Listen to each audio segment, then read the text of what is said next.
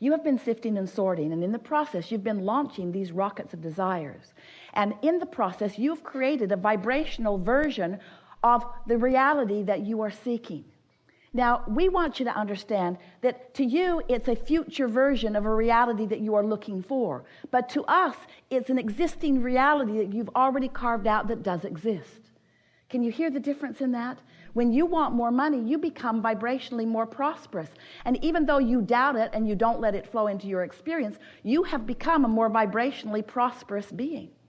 So we began talking to you about this vortex. It's a vibrational reality that existed in part before you even came into this physical body, and that you've been adding to vibrationally ever since.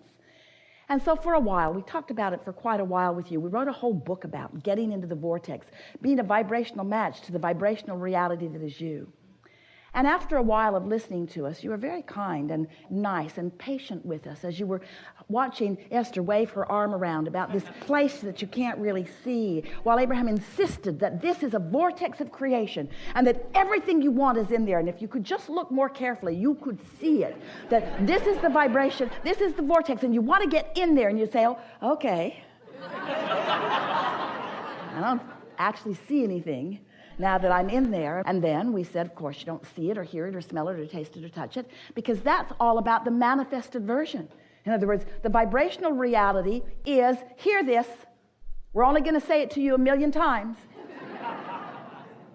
The vibrational version of it is, oh, we can't wait to tell you, and yet we want to let there be enough suspense that you remember when we do tell you. The vibrational version is unconditional.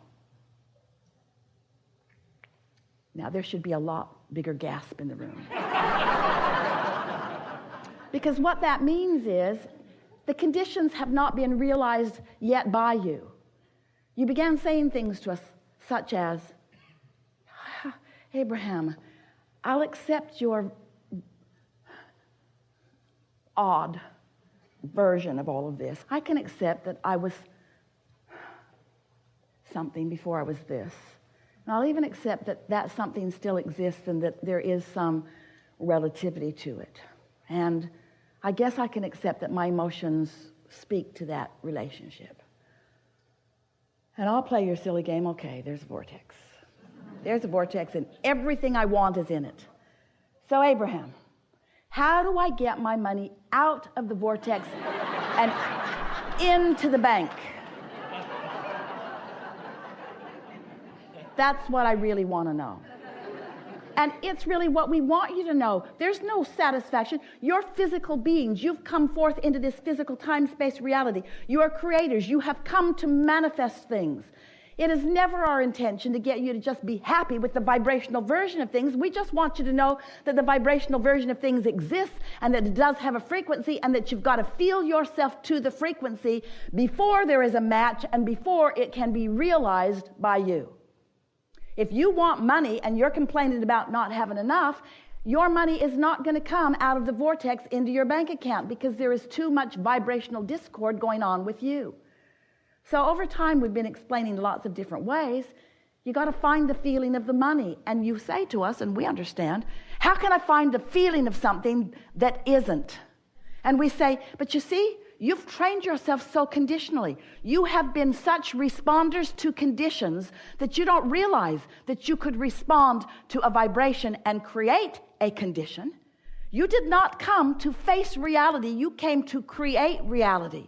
But you can't create a new reality while you've got your undivided attention upon the reality that exists. If you let what is be the reason that you offer the vibration that you offer, it's just going to keep repeating itself. Different places, different faces. Same scenario over and over and over and over again. You don't need our word for that. You know it. You've been living it, haven't you? Different places, different faces, but not much shifting. If you just keep looking at what is and talking about what is and joining groups that also are agreeing about what is, as you keep talking about what is and how much you don't like what is and how long you've been living what is that you don't want to live what is, and how many others are living the same what is that you don't want, and how somebody else should do something about changing the condition about what is so that you could just observe what is and feel better. And we say, give it up. Give it up. You're only going to continue to perpetuate what is. And a lot of what is pretty sweet, isn't it? There's a lot of what is that you want to continue.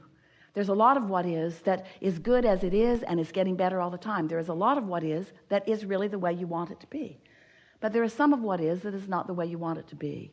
And those things, you've got to get your attention off of the what isness of them and onto the vibrational essence of what you are seeking.